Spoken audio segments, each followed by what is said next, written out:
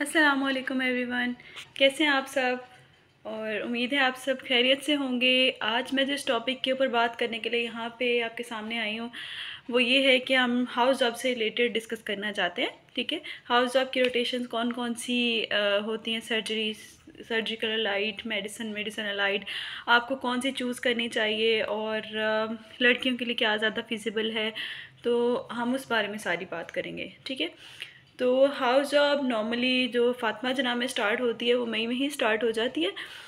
जैसे कि आपके पेपर्स शुरू होंगे फरवरी में शुरू होंगे, मार्च में ख़त्म होंगे। ठीक है, फाइनल ईयर के एग्ज़ाम की बात कर रही हूँ। ठीक है, उसके बाद आपकी जो है वो हाउस जॉब जो होती है वो स्टार्ट फातिमा जना मेडिकल यूनिवर्सिटी में मई में ही शुरू हो जाती है। अप्रैल में रिज़ल्ट आता है, मई में हाउस जॉब स्टार्ट हो जाती है, जबकि दूसरे इंस्टीट्यूट्स में जुलाई में जाके स्टार्ट होती है।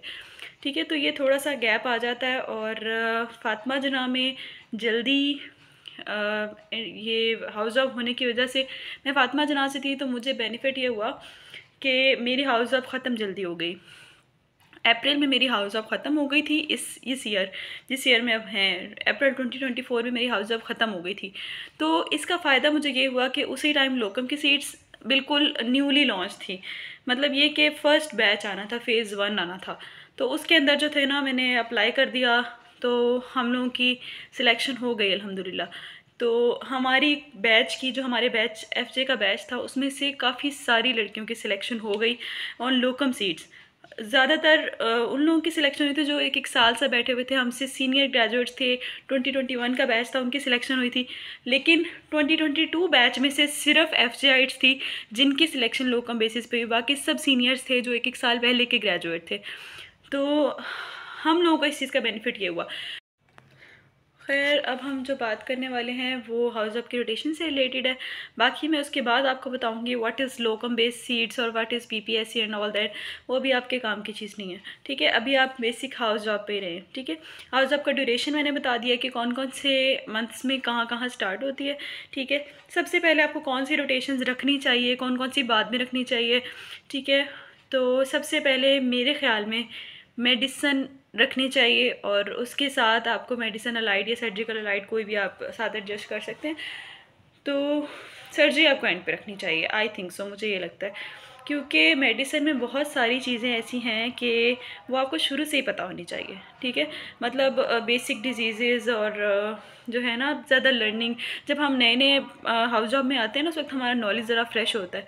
उस वक्त अगर आप मेडिसिन रख लेते हैं, मेडिसिन में बहुत कुछ लर्न करने वाला है, तो आपको वो चीज़ें साथ साथ कवर करने में आसानी हो जाती है। आपको चीज़ें याद होती हैं, आप जब देख रहे होते हैं ना वो केसेस, रियल में वो केसेस देख रहे होते हैं। फॉर एग्ज़ाम्पल, आपने वो चीज़ें सारी पढ़ी हुई हैं। ठीक है, तो अब वो चीज़ आप इन रियल सेंस मेडिसिन की बुक में पढ़ी हुई थी, अभी अभी आप एग्ज़ाम दे के आए हो, आके आपने फॉर मेडिसिन रखी है, वो चीज़ें आप जब रियल में वही केसेस अपने सामने देख रहे हो, तो उससे ये कि आप लोगों को अभी कुछ ना कुछ उनके बारे में याद होता है।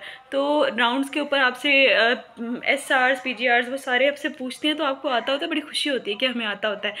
तो इसलिए ये कि उस टाइम आपका ना थोड़ा कैलिबर भी होता है कि आप पढ़ लेते हो।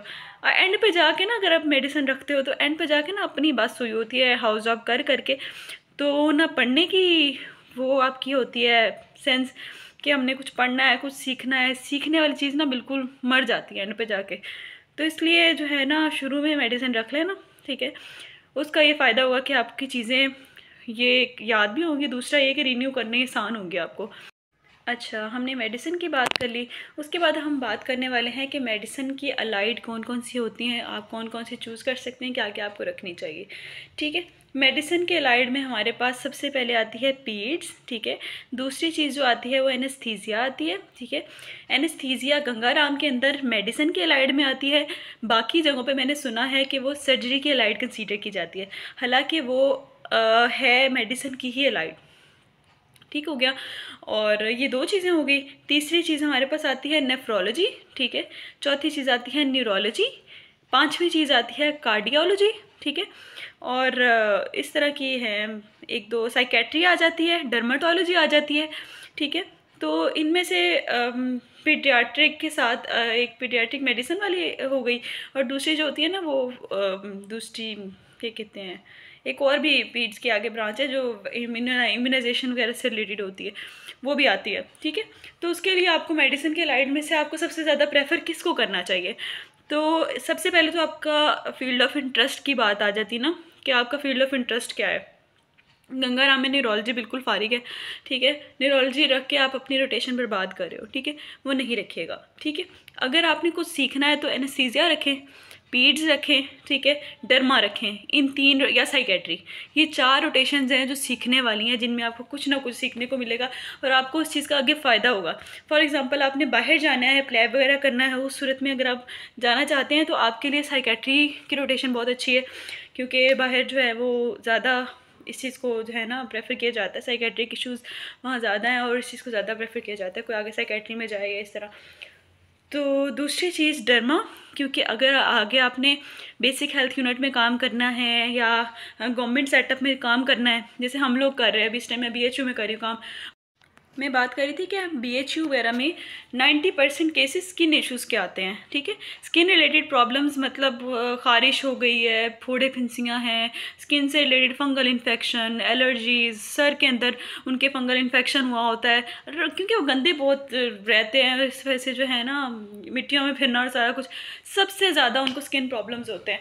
तो जिसने डर्मा की रोटेशंस नहीं की होती वो फिर मेरे जैसे आके फिर पूछ रहे होते हैं कि इसका क्या क्या ट्रीटमेंट देना है। लेकिन अल्हम्दुलिल्लाह अब काफ़ी हद तक मैं उन चीज़ों को कोप अप कर चुकी हूँ, क्योंकि मुझे 2.5 महीने हो गए लोकम की जॉब करते हुए। ऑलमोस्ट 90% केसेस मेरे पास जो आते हैं वो सारे स्किन इश्यूज़ के आते हैं और अल्हम्दुलिल्लाह अब तो हम कवर कर लेते हैं वो चीज़ें, और उसमें से 50-60% स्केबीज़ होता है, ठीक है। तो इसलिए डर्मा की रोटेशन का फ़ायदा उन लोगों को बहुत होता है जिन्होंने आगे गवर्नमेंट जॉब करनी है या बेसिक सेटअप में जाना है। दूसरी चीज़ आगे पीड्स, क्योंकि बेसिक सेटअप में आपके पास 3 ही केसेस आते हैं, गायनी के आते हैं, पीड्स के आते हैं, डर्मा के आते हैं, बस। इसके अलावा और कोई केस नहीं आएगा। आपने बेसिक यूनिट में काम करना है या साइकेट्रिक इसमें काम करना है, क्या कहते हैं, गवर्नमेंट सेटअप में काम करना है, तो बेसिक ये 3 ही आपके पास केसेस आते हैं। तो पीड्स बच्चों के साथ तो आपका वास्ता पड़ता ही रहता है, ठीक है, आपकी अपनी फैमिली में भी होते हैं। आपको बेसिक सेटअप या गवर्नमेंट सेटअप कहीं पे भी, आपको प्राइवेट सेटअप में भी काम करना है, आपको प्रेफरेंस दी जाती है अगर आपने पीड्स की हो, ठीक है। पीड्स हर जगह ही मानी जाती है, पीड्स और गायनी 2 चीज़ें बहुत मानी जाती हैं इन केस ऑफ गर्ल्स, ठीक है। तो आपको खुद भी इस चीज़ का आइडिया होगा जब आप पीड्स रखेंगे। पीड्स की रोटेशन काफ़ी टफ होती है, गंगाराम में तो बहुत ज़्यादा टफ है। उसमें ये कि आपको हर दूसरे दिन आपकी 30 आवर्स की कॉल है, आपने एक 30 आवर्स की कॉल की, ठीक है, उस दिन जाके सोएं, अगले दिन आपकी 6 आवर्स की ड्यूटी है, उससे नेक्स्ट डे फिर आपकी 30 आवर्स की कॉल है, और यही कंसेक्टिव 3 महीने आपको करना है। तो आपकी क्या हालत होती है आप खुद अंदाज़ा कर सकते हैं इस चीज़ का। तो गंगाराम में पीड्स इज़ क्वाइट टफ, बहुत टफ है। आपको दिल जिगर गुर्दे सब मार के आपको पीड्स करनी